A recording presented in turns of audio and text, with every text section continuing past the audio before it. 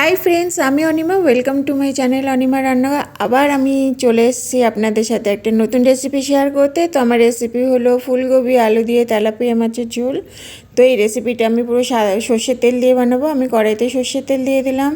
তেলটা আমার গরম হয়ে গেছে। মাছগুলো আমি কেটে ধুয়ে নুন হলুদ মাখিয়ে রেখেছি। মাছগুলো আমি তেলের মধ্যে দিয়ে দিলাম। তো এক এক করে আমি মাছগুলো সব লাল লাল করে ফ্রাই করব। এই মাছটা একটু কড়াভাবে ফ্রাই করতে হয়, লাল লাল করে ফ্রাই করতে হয়। দেখুন, এক পিঠ ভাজা হয়ে গেছে, এক পিঠ আমি পাল্টি করে দিলাম। তো আমি ফুলকপি আলু দিয়েই তেলাপিয়া মাছের ঝোলটা বানাবো। তো এইভাবে বানালে পরে খেতে অসাধারণ লাগে। মাছগুলো ভাজা হয়ে গেছে, আমি মাছগুলো উঠিয়ে নিলাম।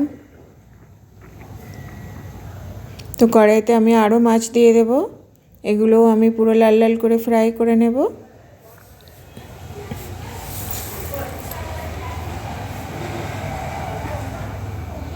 এক পিঠ ভাজা হয়ে গেছে, আবার পাল্টি করে দিলাম। এটাও পুরো ভাজা হয়ে গেছে। এবার মাছগুলোকে আমি উঠিয়ে নিলাম।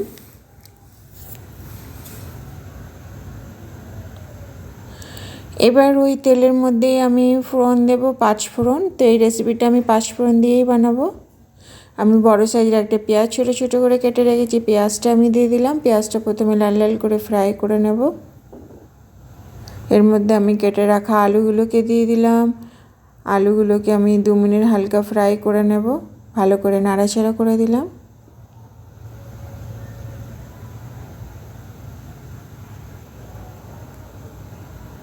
এবার আমি ফুলকপিগুলোকে দিয়ে দিলাম। তো আলু ফুলকপি সব একসাথে ভালো করে এটা আমি ফ্রাই করে নেব।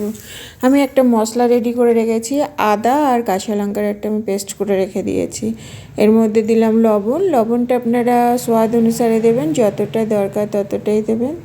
লবণ দিয়ে আমি নাড়াচাড়া করে দিলাম। আরও 3 মিনিট এটা আমি ভালো করে ফ্রাই করে নেব। এবার দিলাম হলদি পাউডার। আর আমি 2টো মিডিয়াম সাইজের টমেটো কেটে রেখেছি, টমেটোগুলোকে দিয়ে দিলাম। দিয়ে ভালো করে নাড়াচাড়া করে দিলাম। এবার আমি আদা আর কাঁচা লঙ্কার পেস্টটা দিয়ে দিলাম। দিয়ে আবার আমি নাড়াচাড়া করে দিলাম। এবার আমি গুঁড়ো মশলাগুলো সব একে একে অ্যাড করব। হাফ চামচ জিরে গুঁড়ো, হাফ চামচ ধনে গুঁড়ো, অল্প একটু লঙ্কা গুঁড়ো পাউডার দিয়ে দিলাম। দিয়ে এবার মশলাটাকে পুরো ভালোভাবে কষাতে হবে, যেন মশলা থেকে কোনো কাঁচা গন্ধ না থাকে। তো সেইভাবেই কষাতে হবে। আর এই রেসিপিটা বহুতই অল্প মশলাতেই রেডি হয়, কোনো বেশি কিছু মশলা এতে লাগেই না। আবার আমি নাড়াচাড়া করে দিলাম।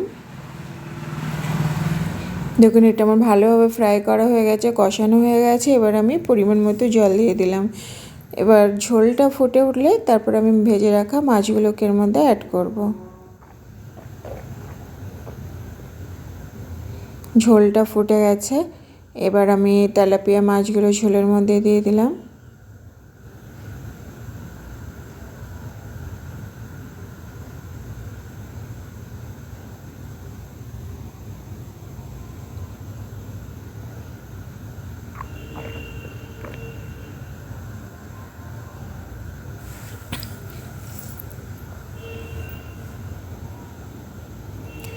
এবার আমি ঢাকা দিয়ে দেব।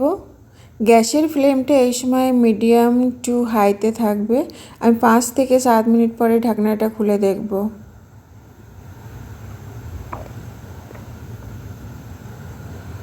দেখুন, তেলাপিয়া মাছ ফুলকপি আলু দিয়ে ঝোল আমার প্রায় রেডি। যেমন কালার হয়েছে, তো খেতেও অমনি অসাধারণ হবে।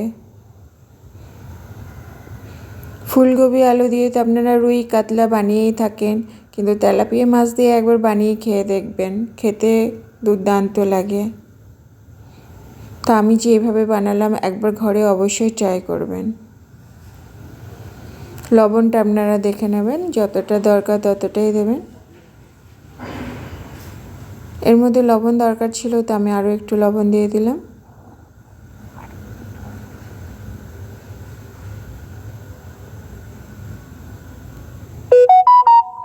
খুন্তির সাহায্যে মাছগুলো একটু ভিতরের দিকে ঢুকে দিতে হবে। দেখুন, আমার ফুলকপি আলু দিয়ে তেলাপিয়া মাছের ঝোল রেডি। উপর থেকে দিয়ে দিলাম ধনেপাতা। যেমনি কালার হয়েছে তেমনি খেতে অসাধারণ হবে। আমি আবার বললাম আপনাদেরকে, ঘরে অবশ্যই বানাবেন এবং বানিয়ে খেয়ে দেখবেন। ফুলকপি আলু দিয়ে তেলাপিয়া মাছের ঝোল গরম গরম ভাতের সাথে এইভাবে মাছের ঝোল বানালে তো এক থালা ভাত খাওয়া হয়ে যাবে, সাথে আর কিছুই লাগবে না। তো চলো tata, bye bye, have a nice day.